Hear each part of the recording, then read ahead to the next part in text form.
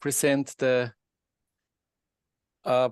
work package 2, dealing with risk assessment of microbial pesticides and microbiome solutions.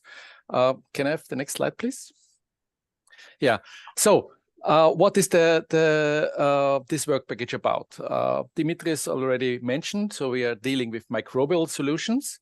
So this, on one hand, consists of fungi, bacteria, viruses, considering especially low-risk approaches as individual strains, where there is already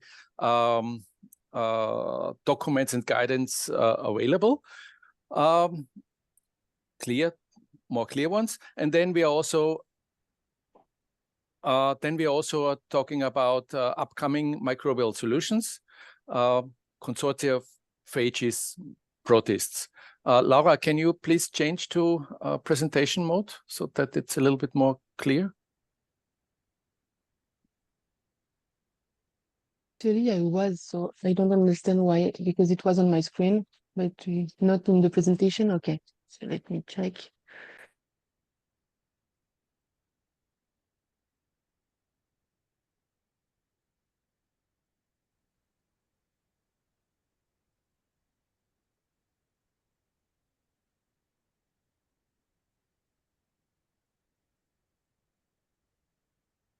Right now, nothing happened.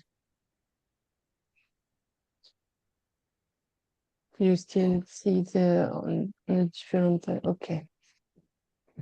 I don't know, maybe there. Now? Yeah. Now it's fine. Okay, now it's good. Thank you. Okay, perfect.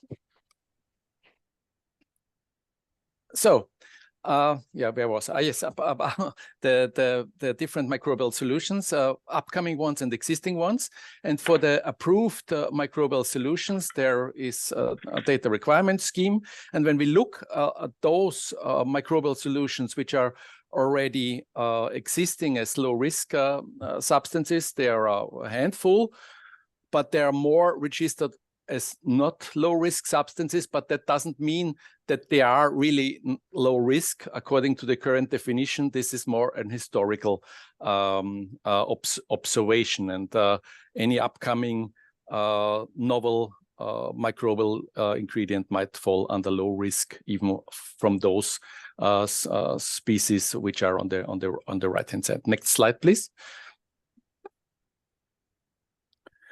So what are the criteria for approval as a low risk? I will not go through all the details here, just to mention a few things which we are dealing in the work package also specifically, and where we try to implement the more streamlined solutions. So important is that there are at least 2 classes of antimicrobial agents in bacteria working against the biocontrol agent. Baculoviruses are low risk when they have no target insect effects, and non-virulent variants of pathogens are also not. I have to be careful here with the wording, because it's always in this law text there is this double non. So non-virulent variants of pathogens are not low risk ingredients. Okay, so there the other options which are important for low risk, or which we can consider and we want to discuss, will be in task 2.3. Can we go to the next slide, please? So what are the tasks we are working with? So in task 2.1 till 2.3, we are working on the existing guidance and risk assessment documents. See if there is a potential improved scheme. Task 2.1 is dealing with pathogenicity assessment. Task 2.2 with ecotoxicological assessment, and task 2.3 with assessment of microbial metabolites and antimicrobial resistance traits. In task 2.4, we want to bring these assessments together and see if and how an improved resistance assessment scheme and a potential technical streamline can be performed. In task 2.5, we are dealing especially with those already mentioned novel microbiome solutions. I will come to those in more details a bit later. Next slide, please.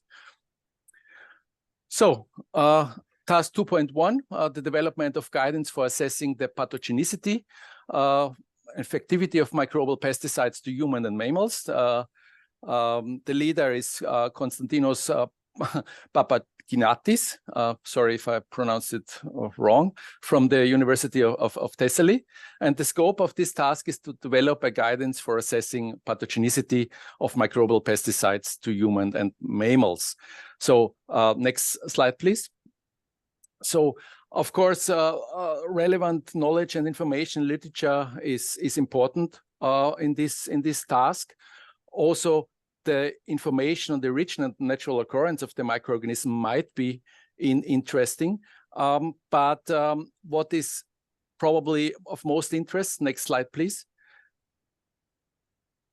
is that, well, based on genome information, we might find specific potential risks as a human animal pathogen, even in, well described species, but moreover, on the other hand, strains which are potentially not used as a biocontrol agent may fall or may fall not under this pathogenicity scheme. And the question is how well this can be established simply by genome analysis. There are, next slide please, existing tools which are predicting those. And so far it seems that the prediction works pretty well for those prediction if this is a potential human pathogen or not. But the question is always the unknown. So in future, next slide please, it will be, of course, important to widen that and to kind of streamline the existing potential pathogenicity with those online tools, and if a safe prediction is possible, also in silico. Next slide, please. Yeah, in this task 2.2, the subject is the ecotoxicological assessment of microbial pesticides. This is led by Syngenta, by Stefania. Next slide, please. And for working in task 2.2 and 2.3, 2.4, we have identified 3 microbials where we want to demonstrate as model organisms how an improved assessment scheme, risk assessment scheme can work. So we were trying to identify a diverse group of microbial agents, meaning a virus, a bacterium, and a fungus, and with different targets. So insects, fungi, or a nematode. So we want to define first what are actually the requirements for assessing the ecotoxicology. Next slide, please. And we're doing so far a literature survey and spreadsheet development. What are the data for potential exposure, pathogenicity, infectivity, and all different ecological parameters. So next slide, please. So, of course, the aim should be to rationalize testing, avoid unnecessary testing. The question is, maybe there are additional endpoints or test organisms to be included or excluded or not, and how to include in a more streamlined way existing literature as part of the problem formulation. And yeah, how this, especially how the special analysis should look like and will be worked with, will be done in task 2.2 in more detail. Next slide, please. In task 2.3, we are dealing with assessing the risk associated with the production of microbial metabolites and dispersal and existing of antimicrobial resistance traits. This is led by AIT, by us. Next slide, please. So I have mentioned the models already. So we are also dealing with the models here. We are working here with in silico approaches. So we can, of course, widen the models with related strain and see if the risk assessment scheme can be applied. And we have collecting related strains to the mentioned Bacillus ameliocofaciens and Puporacillium. And we have collected list of relevant secondary metabolites and antimicrobial resistance genes here.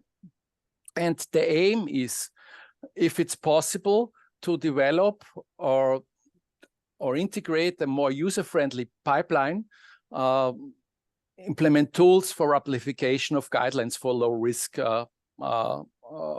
assessments for microbials. So, for example, if we can streamline both the literature survey and the analysis of potential secondary metabolites in those strains. Next slide, please. So, talking first about the antimicrobial resistance, I just want to highlight a couple of points which are already in the guidance of the SANTE 2020-12260. Sorry, I mean, on one hand, there are some kind of problems I want to briefly highlight, and on the other hand, there are, of course, also good opportunities. So there is already quite nice scheme how this can be done.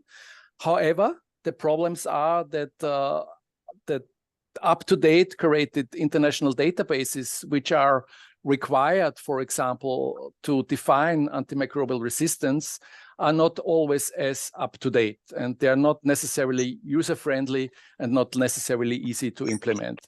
So the question of maintenance and to streamline diversity of results is important and needs to be addressed.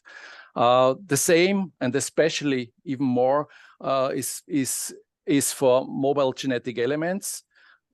Again, for prophages and insertion sequences, good, which are predicting potential antimicrobial resistance transfer, are good existing tools, but others like plasmid prediction is not very good.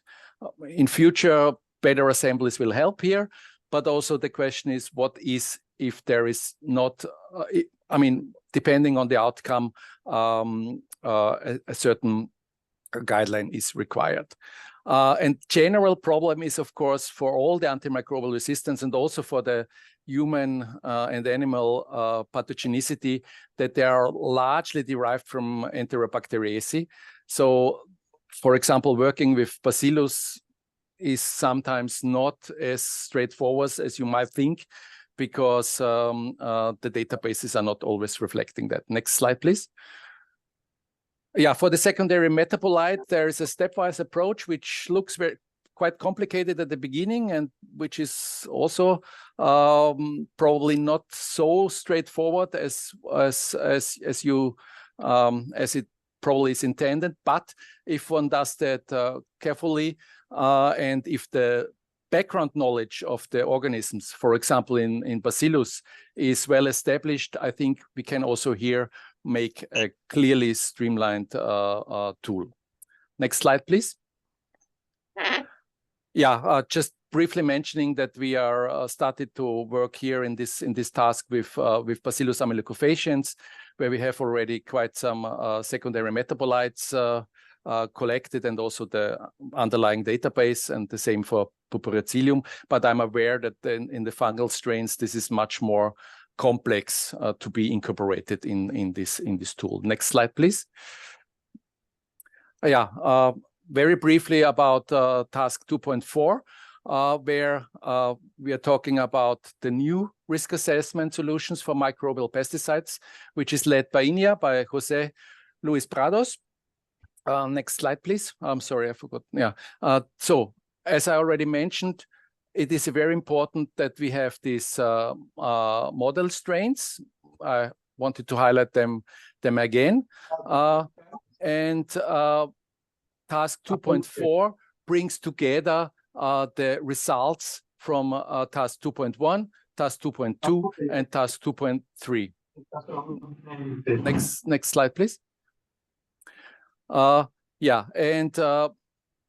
We want, or the aim is to propose a holistic risk assessment scheme, and we want to establish this with these three mentioned model microbial products. Next slide, please. As promised already, we are also not only working with these existing schemes and trying to improve those, but also considering, of course, future upcoming microbial solutions, be it new type of microbials, but especially also new applications and different types of combinations. So the leader here is also AIT and Angela Sesic. Next slide, please. So the question here is how to assess, for example, microbial consortia. We also consider different type of consortia. We can discuss that later. I'm especially hoping for some input here. How we are dealing with, for example, compounds which might influence directly microbe or microbiome assembly, or phages which also can manipulate a microbiome in the target organisms.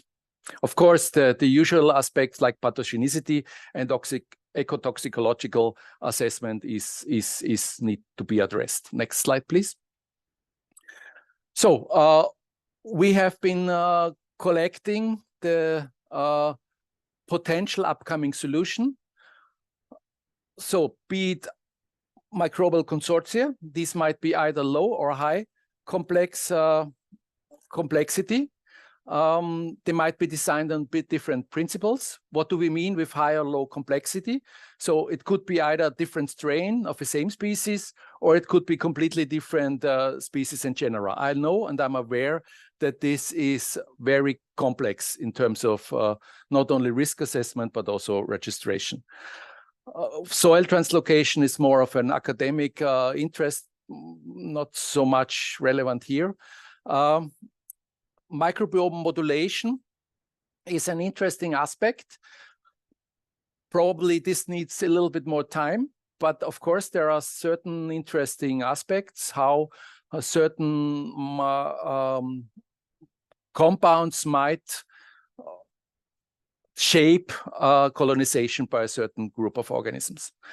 Yeah, and the same, of course, for phages and phage cocktails, which might be on one hand very particular relevant for treating certain bacterial diseases with all the complexity there, but further thought this might be also a possible tool for shaping microbiome modulations. And then, of course, as already mentioned, there might be also upcoming solutions where there is not a clear risk assessment scheme existing at the moment. For example, protists or microorganisms directly predating on pathogens. Next slide, please. Yeah. Without going into the details here in the task 2.5, we have been really collecting the different upcoming potential applications, and what would be our real big interest here to get input from stakeholders, what they think potential future upcoming microbial solutions might be, what are the challenges, what are the opportunities they believe might play a role here. Next slide, please. Yeah, next slide, please. So the aim is to elaborate risk assessment recommendations for the different elaborated categories. This should be, of course, also tested in a proof of concept, and then having a proof of concept study in task 2.5. And that will be the aim of the task. So to look, next slide, please, together at the whole work package 2. So we are planning to propose a holistic risk assessment scheme, an improved one, streamlined one. We want to do that based on 3 microbial model products. Of course, this will be widened in task 2.1 and 2.3, where we are dealing with in silico solutions, where we can establish this on a broader basis. But for the more complex and lab-intense ecotoxicological risk assessment scheme in task 2.2, we have to focus on these 3 specific model products. Yeah, we want to implement, as mentioned, the risk assessment in tool development to be able to streamline certain risk assessment, and advancing risk assessment for novel solutions and the propose a way forward for those solutions. So thanks a lot. I hope I have kept the time more or less. Thank you. Thank you, Günther. I would please ask the audience if they have any questions.